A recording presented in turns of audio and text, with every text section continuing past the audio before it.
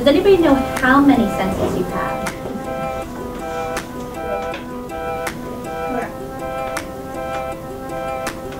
Does anybody know another one?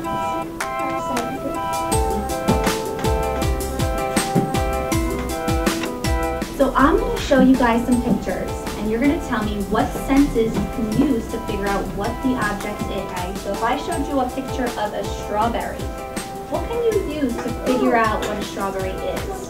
Or the taste. You can taste it. Very good. Now what about our last one? Can you hear a strawberry? No. Are you sure? Can you hear it growing? No. Okay, how about pizza? Hi, my name is Carly Fredericks. I'm the mother of an 8-year-old little girl named Ava. Ava has a condition called Usher Syndrome. Ava was born profoundly deaf at birth and is slowly losing her vision. Along with Usher Syndrome, it does affect the vestibular, so Ava didn't walk independently until she was about 2.5 years old. There are 3 types of Usher Syndrome. Type 1, which is you're profoundly deaf at birth. Then you slowly lose your vision over time. With type 2 and type 3, it's not noticed until later on in life that they're slowly losing their hearing and their vision simultaneously. Ava is a very independent child at this point. She does receive benefit from her cochlear implants, so she is in an all mainstream classroom with her hearing peers at this present time. And she receives benefit also from the use of a cane at night. Unfortunately, it starts out with night vision loss, so she can't see it all when she's, during the nighttime. My principal notified me, and she just said, you're going to be having a little girl named Ava, and she has Usher Syndrome, and you probably won't even notice that there's anything wrong. Although Ava faces day-to-day challenges with living with Usher Syndrome, she really thrives and goes after everything that she wants to do. Currently, Ava has done karate, she plays softball, she snowboards, and she acts like a typical 8-year-old child. And as her parents, that was something that we've always encouraged her to do. My initial thoughts were that I just wanted to make sure that I would be meeting her educational needs. I was most worried about that. A lot of people say to me, well, how can you let her do that? What if she can't see? Or what if she gets hurt? And it's like, without having those experiences, she's never going to really learn. And she's never going to really be able to see what she truly enjoys. We see so many kids out there today that, famous football players with hearing loss that are out on the field and, don't hear a sound, but are able to thrive and, be successful. So our last one, what about this one? By spreading the word and getting it out there what this condition is, it allows her friends to be a part of it and to be her support, so that when she does want to talk about it and she wants to have those conversations in middle school with her girlfriends, they know her story, they know everything about her, they've seen her challenges, they see her walking with the cane, they understand that she's different, but she's also just Ava. She's not Ava with Usher Syndrome. What are you able to hear? Well, I have devices called cochlear implants that help me hear, and that's how I hear. And at night, I take them off so I don't use them a lot at night. So me and my mom, whenever we want to talk at night, we use sign language. I'm able to see good during the daylight sometimes when the sun's not too bright. But at night, sometimes it's really hard for me to see because I bump into things a lot. But when there's street lights on, I can see something good.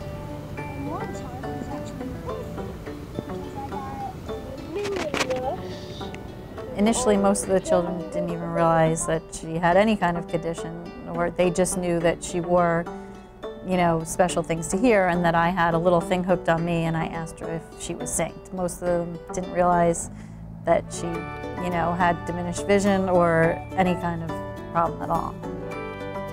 I have to say, as a parent, it's very overwhelming with the diagnosis of Usher Syndrome. Most of the time, in many cases, the child is not diagnosed at birth. It starts off with a profound hearing loss or a mild to severe hearing loss, and you think that's the only challenge that's ahead of you. And once you have that under control, then you're sideswiped with, wow, my child's now going to go blind. And it could be extremely overwhelming. It's a fear for any parent to have to worry about their child losing any sort of gift that's, you know, we all take for granted. And when Ava was diagnosed with a hearing loss, I don't know, it never upset me. It was like, okay, well, she can't hear. There's other ways of communication, and we can offer her other ways to be a normal child. And when they then told me, well, now she's going to go blind, I had a lot of emotions that truly took me to a different place, and, you know, how unfair it was, and how could this be happening to her. And, you know, you think of, oh my God, what about when she's in college and she wants to be able to go to a party with her friends, and who's going to be looking after her? You know, you can't always be by her side. So as a parent, I feel like we're going to face these challenges more often than the children do. She's really, you know, very adaptable and easygoing, you know. And there's even been times where I told her, you know, she has Braille after school, that she didn't have to do something. No, I want to do it. I'm going to do it. I'm like, you don't have, no, I want to. So, you know, for her, she asked me the question, Mom, you know, if I go blind, will I be able to drive? And I said, well, you know, if you're considered blind, it's not really safe for you or the other drivers to be driving a car.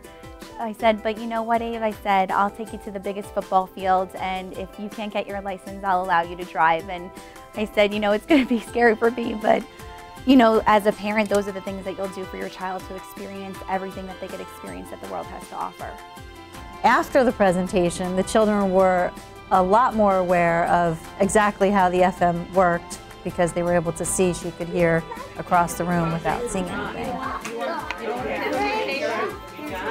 Master the object.